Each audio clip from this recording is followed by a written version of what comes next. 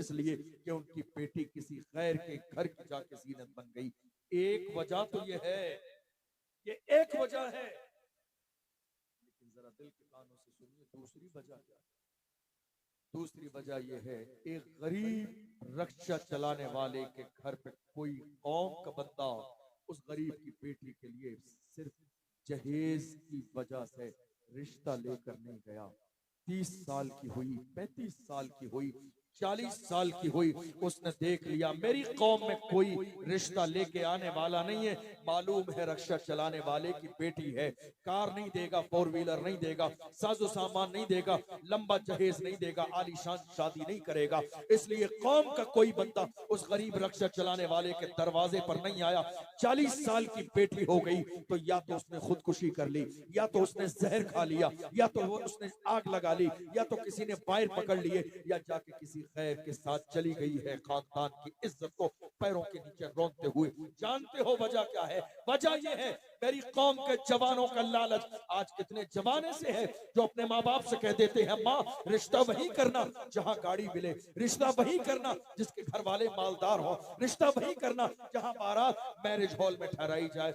यार खुदा के बंदो कुछ तो शर्म करो, तुम कलमा पढ़ने वाले मोमिन हो, मुसलमान हो, क्या तुम्हें अपने मर्द होने पर शक है? इस्लाम में जहेज लेना देना ये औरत के ऊपर नहीं है, जहेज देना को हुक्म तो मर्द के लिए है। मर्द जहेज देगा, मर्द सामान देगा। ये उल्टी बात तुम्हें किसने बताई कि औरत जहेज देगी? इस्लाम में जहेज देने की जिम्मेदारी औरत पर नहीं है। अल्लाह अकबर, गौर तो करो। आज हमारे यहाँ कितने सारे लोग ऐसे, जानते हो क्या कहते हैं? नहीं साहब, हमारे पास दौलत है, हम जहेज देंगे। मस्जिद का इमाम कौन होता है रोकने वाला? कोई बात नहीं, आपके पास है आप दोगे, लेकिन जरा अपने सीने में एहसास पैदा करो गरीब का भी। ये दौलत अल्लाह ने दी है, इतराइए नहीं। खुदा देना जानता है तो दे के वापस लेना भी जानता है। तुमने देखा नहीं, फिरौन आया, इतराया, खुदाई का दावा किया, अल्लाह की इज्जत की कसम देख लो, मैंने कई बार अपने माथे की आंखों से मिस्र में देखा है, फिरौन की लाश आज तक मिस्र के म्यूजियम में रखी हुई है। कौन था जिसने खुदाई का दावा किया? अल्लाह ने कुरान में कहा फल यौम नुनज्जी का बेबदनिका लितकून लिमन खल्फका आया। ए फिरौन, हम तेरे जिस्म को कयामत तक बाकी रखेंगे उन लोगों के लिए जो गुरूर और तकब्बुर करते हैं। देख लो जाके, आज तक उसकी लाश बाकी रखी हुई है। हम ये सोच रहे हैं नहीं साहब, हम किसी गरीब के घर रिश्ता लेके नहीं जाएंगे। यार खुदा के बंदो, अल्लाह के रसूल का फरमान नहीं सुना? मेरे नबी ने इरशाद फरमाया, जो मर्द किसी औरत से लालच की बुनियाद पर शादी करेगा कि दौलत मिलेगी, अल्लाह उस मर्द को और ज्यादा मोहताज कर देगा। हदीस है ये, हदीस है ये, हुजूर की जबान। यकीन है नहीं आपको? हुजूर की जबान है, जो किसी औरत की दौलत की बुनियाद पर रिश्ता करेगा, शादी करेगा कि उसके जरिए माल दौलत मिलेगा, अल्लाह उसे और ज्यादा मोहताज कर देगा। आपको मालूम है कितने लोगों ने कहा नहीं साहब हमारे पास दौलत है, हम तो देंगे दिखाकर। अच्छा मुझे ये बताइए, आपकी बेटी की शादी है, ये साजो सामान जहेज के नाम पर सजा के दिखाना किसको है? ये दिखावा क्यों है? अगर कुछ दे भी रहे हैं मोहब्बत के साथ, अपनी बेटी को दे रहे हैं, छुपा के दीजिए। आपको मालूम है हमारे यहाँ रिवाज क्या है? जब बेटियों की शादी होती है तो हम बाजाब्ता पूरा जहेज का सामान 2, 4, 5, 10 लाख का बाजाब्ता रोड पर सजा देते हैं, और फिर पूरे मोहल्ले को कहते हैं आके जहेज का सामान देख लीजिए। उन जहेज के सामान देखने वालों में गरीबों, रक्षा चलाने वालों की बेटियां होती हैं। वो नकाब पोश औरतें आती तो हैं, मगर नकाब के अंदर आंसू बहा रही होती है कि काश के मेरे बाप के पास इतनी दौलत होती तो ये खुशियां मेरे हिस्से में भी आ जाती। काश के मेरे घर में अल्लाह ने इतनी दौलत दी होती तो मेरे घर पर भी कोई शहजादा आके मेरा हाथ मांगने आ जाता, मगर मेरा बाप गरीब रक्षा चलाने वाला, अल्लाह अकबर, इतना जहेज का इंतजाम न कर सकेगा। तुम्हारी बेटी का उस गरीब की बेटी ने जहेज देख तो लिया है, मगर 4 दिन बिस्तर पर नींद नहीं आती है, न उस गरीब बाप को न बेटी को, कि मेरी बेटी का हाथ मांगने कौन आएगा। आप कह रहे हो मेरी दौलत है, मेरी मर्जी है। नहीं मेरे अजीजों, ये मिजाज न बनाओ। इस्लाम एहसास वाला मजहब है। इस्लाम ने हमें एहसास दिया है, अपनों का एहसास करो, गरीबों का एहसास करो, भूखों का एहसास करो, परेशान हालों का एहसास करो। आपको मालूम है एक जानिसार हुजूर की बारगाह में आए, कहा या रसूल अल्लाह, मेरा एक लौता बेटा है, सुबह से न जाने कहां चला गया, तलाश कर रहा हूं, मिल नहीं रहा है। एहसास देखो इस्लाम में। अल्लाह के महबूब ने फरमाया कोई बात नहीं, तेरा बेटा खोया नहीं है, कहीं चला गया है, बैठ जा, मिल जाएगा। बैठ गए। अल्लाह अकबर। अल्लाह के महबूब सल्लल्लाहु अलैहि वसल्लम ने करीब बिठा लिया। एक दूसरे जानिसार आए, उन्होंने आके कहा तुम परेशान हो, तुम्हारा बेटा फला मोहल्ले में यतीमों के चबूतरे पर यतीमों के साथ खेल रहा है। जब सुना यतीमों के साथ मेरा बेटा खेल रहा है, इकलौता बेटा सुबह से मिला नहीं था, बाप की ममता बेदार हो गई, उठे दौड़ के जाने लगे। अल्लाह के महबूब ने बिठा लिया, जाने न दिया। मेरे आका ने कहा नहीं, बैठ जाओ। कहा या रसूल अल्लाह, इकलौता बेटा है, सुबह से मिला नहीं था, अब मिला है, आप जाने नहीं देते हैं। अल्लाह के महबूब ने फरमाया तुम्हारा बेटा सुबह से गुम गया था, मिला नहीं था, तुम बेचैनो बेकरार हो, तुम दौड़ते जाओगे, अपने बेटे को सीने से लगाओगे, प्यार करोगे। वहां खेलने वाले यतीमों के बच्चे हैं जिनके बाप के जनाजे निकल गए। किसी गरीब और यतीम की आंखों में आंसू आ गए कि काश मेरा बाप आज जिंदा होता, तो बताओ उसका जिम्मेदार कौन होगा। अल्लाह अकबर। मेरे नबी ने जाने न दिया, बिठा लिया। ऐसा न हो तुम अपने बेटे को प्यार करो तो किसी गरीब के यतीम के बेटे का दिल टूट जाए, काश कि मेरा बाप जिंदा होता। देखो तो सही, गौर तो करो, इस्लाम कितने एहसास वाला मजहब है। नहीं मेरे भाइयों, दिखावा नहीं, रियाकारी नहीं, तमाशा नहीं। अगर तोहफे के नाम पर कुछ देना भी चाहते हैं तो खामोशी के साथ दे दें, वरना जवानों आज की तारीख में तुम ये चाहते हो कि कौम के लिए कोई बड़ा फैसला लो, कौम के लिए कोई बड़ा फैसला लो, तो फैसला ये लो कि हम शादी मस्जिद में करेंगे और बगैर जहेज के करेंगे। कहाँ करेंगे? आपको एक बात बताओ, बड़ी तवज्जो के साथ। शादी आज हो रही है। शादी क्या है? जिंदगी का एक नया आगाज। क्या है? एक नया आगाज। हमारे यहाँ शादी होती है, स्टेज बनता है, वहां कौन बैठता है मालूम है? दूल्हा के दोस्त। कोई जिम्मेदार शख्स नहीं होता है वहां। जूते पहन कर बैठे हैं दोस्त, मुंह में गुटखा है, पान है, तंबाकू है, कोई सिगरेट पी रहा है, टोपी नहीं है। कितने लोगों ने, वजू तो कोई करता ही नहीं है, कितने लोग पाक भी नहीं, किसी के सर पे टोपी नहीं है, और कितने लोग तो ऐसे हैं जो कलमा पढ़ना जानते ही नहीं। सब के सब वहां बैठे इस कंडीशन में। और आपको मालूम है, चार बंदे तो तैयार पटाखे लेके बैठे होते हैं कि जैसे ही दूल्हा उठ के सलाम करेगा, निकाह हो गया, हम पटाखे चलाना शुरू कर देंगे। ये होता है या नहीं होता है? आपकी नई जिंदगी का आगाज हो रहा है। जरा सुनिए और महसूस कीजिए, कहां खड़े हैं आप और कहां खड़ा किया था अल्लाह के महबूब ने। जब तक कौम हुजूर के बताई हुई जगह पर खड़ी थी, अल्लाह ने इज्जत दी थी। आज इस कौम ने हुजूर की बताई हुई जगह छोड़ दी है, दुनिया में मारे और जलील किए जा रहे हैं। वरना मेरे कौम के जवानों का हाल ये था। डॉक्टर इकबाल से पूछो तो डॉक्टर इकबाल कहते हैं मेरी कौम के जवानों का लेवल ये था, टल न सकते थे अगर जंग में अड़ जाते थे, पांव शेरों के भी मैदान से उखड़ जाते थे, तुझसे सरकश हुआ कोई तो बिगड़ जाते थे। तीर क्या चीज है, हम तोप से लड़ जाते थे, शान आंखों में न जचती थी जहांदारों की, कलमा पढ़ते थे हम छांव में तलवारों की। हम तो जीते थे तो जंगों की मुसीबत के लिए, और मरते थे तेरे नाम की अजमत के लिए। दश्त तो दश्त है, दरिया भी न छोड़े हमने, बहरे जुल्मात में दौड़ा दिए घोड़े।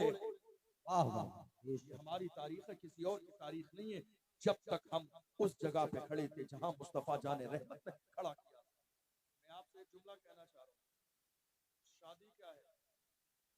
पहले औलाद नेमत है या नहीं? जिसके नहीं हुई उससे पूछिए।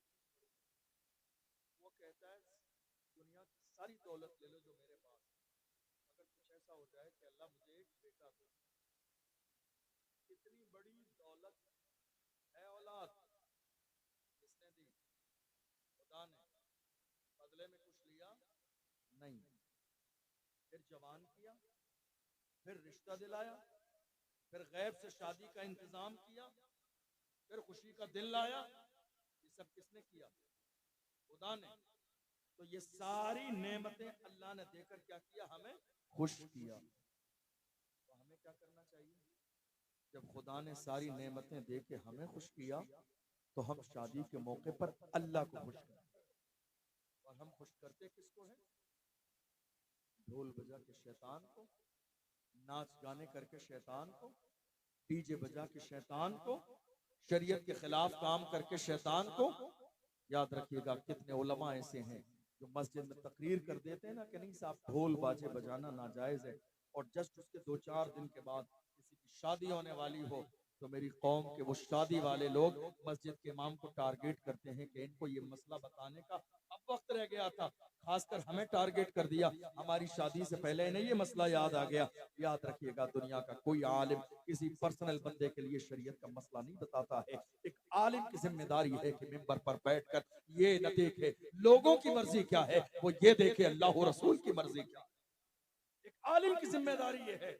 आप जानते हैं अल्लाह के रसूल ने फरमाया, जिन्हें कुरान और हदीस का इल्म दिया गया वो उलमा अगर अपने सीने में दीन छुपा लेंगे तो उन्हें घसीट कर जहन्नम में डाला। अवाम की बात नहीं, उलमा की बात करते हैं।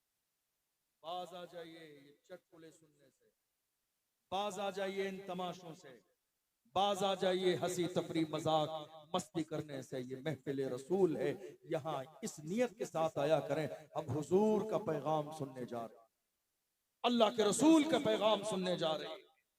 आपको मालूम है हमारी शादियां जब तक इस्लाम के दायरे में होती थी तब तक हमारे घरों में सलाहुद्दीन अय्यूबी पैदा होते थे, तब तक हमारे घरों में टीपू सुल्तान पैदा होते थे, तब तक हमारे घरों में मोहम्मद बिन कासिम पैदा होते थे, तब तक हमारे घरों में अर्तुगरुल गाजी जैसे शेर पैदा होते थे, तब तक हमारे घरों में उस्मान गाजी जैसे लीडर पैदा होते थे जिन्होंने सल्तनत उस्मानिया का ख्वाब देखा था।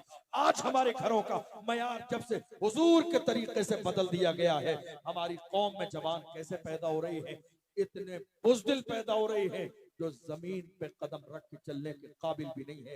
ये हाल हो गया मेरी कौम के जवानों का। जवानों, तुम्हें रसूलुल्लाह ने कहाँ छोड़ा था, तुम कहाँ के खड़े हो गए हो? नहीं नहीं, तुम्हें शराब के लिए जवानी नहीं दी गई है, तुम्हें ये जवानी जिना के लिए नहीं दी गई है, तुम्हें ये जवानी अय्याशियों के लिए नहीं दी गई है, तुम्हें ये जवानी मक्कारियों के लिए नहीं दी गई है। पास आ जाओ और सच्चे दिल से इन गुनाहों से तौबा करो। याद रखना, जवानी देने वाली जात भी खुदा की है, वो देना जानता है तो दे के वापस लेना भी जानता है।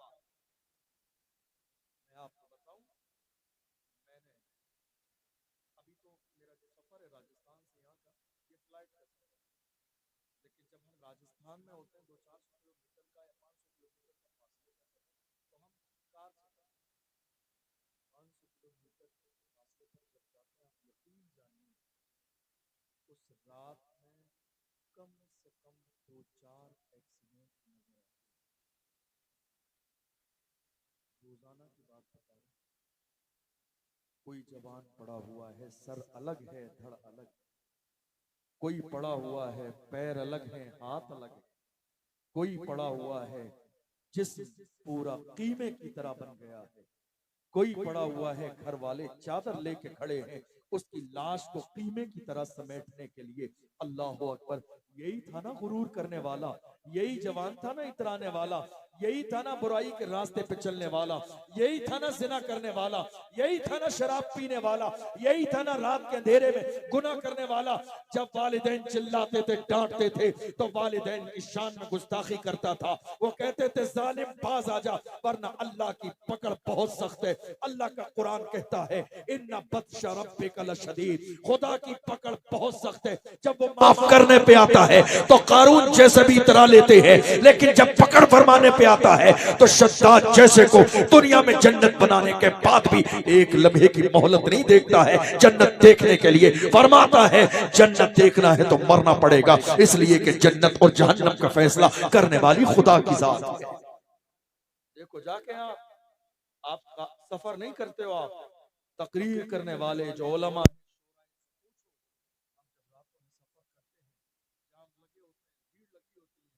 किसी जवान की लाश पड़ी है, किसी का सर अलग है, धड़ अलग है, हाथ अलग है, पैर अलग है।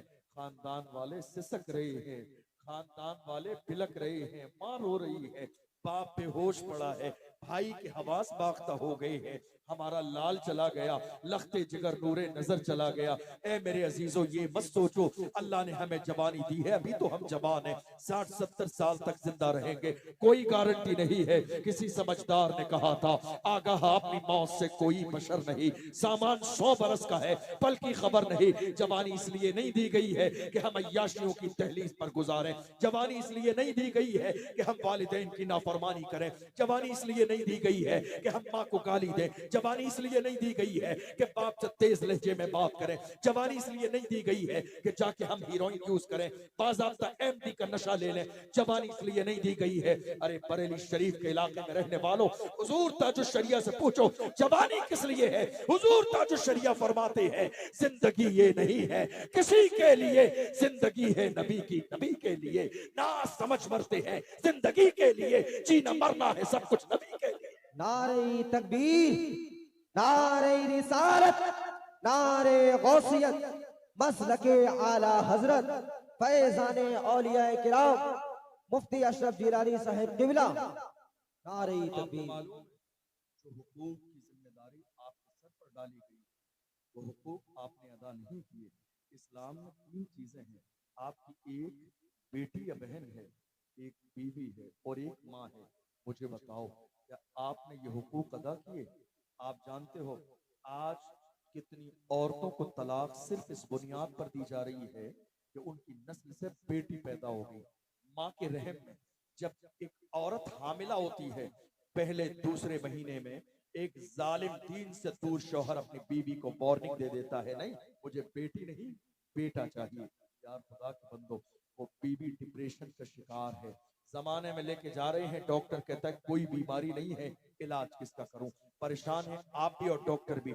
नहीं, वाकई कोई बीमारी नहीं है, डिप्रेशन है, क्योंकि आपने उसकी जिंदगी को तबाही और बर्बादी की तरफ ढकेल दिया। ये कहकर घर में तब रखूंगा जब तेरी नस्ल से बेटा पैदा होगा, बेटी नहीं। अल्लाह का कुरान कहता है, हुवल्लज़ी युसव्विरुकुम फिल अरहाम कैफ़ यशा, वो खुदा की जात है जो माँ के रहम में सूरत बनाता है।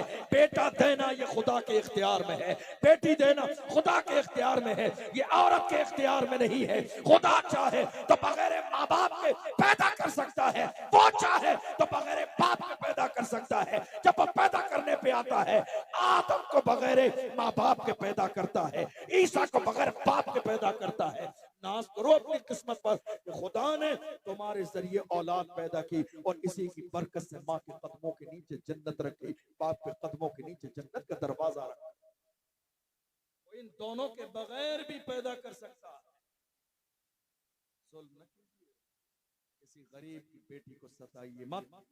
आपको मालूम है आज हमारे यहाँ तलाकें बहुत ज्यादा हो रही हैं, बहुत ज्यादा। और तलाक देने वाला बंदा तलाक देने के बाद मुफ्ती साहब के पास जाके कहता है, हजरत कोई रास्ता निकाल दीजिए। याद रखिएगा, मुफ्ती साहब रास्ता निकालते नहीं है नया, मुफ्ती साहब 1400 साल पहले रसूलुल्लाह ने जो रास्ता दिखा दिया है वही रास्ता बताते हैं। तलाक देने के बाद किसी आलिम से पूछा, किसी मुफ्ती से पूछा, जब तुम्हारे घर में अनबन हुई, लड़ाई हुई, झगड़े हुए, फसाद हुए, तब किसी आलिम के पास क्यों न गए, तब किसी मुफ्ती के पास क्यों न गए मसला पूछने के लिए? नहीं मेरे अजीजों, किसी गरीब की बेटी अगर बीवी की शक्ल में तुम्हारे घर पे है, जुल्म न करो, इसलिए कि इस्लाम का यही पैगाम है, कमा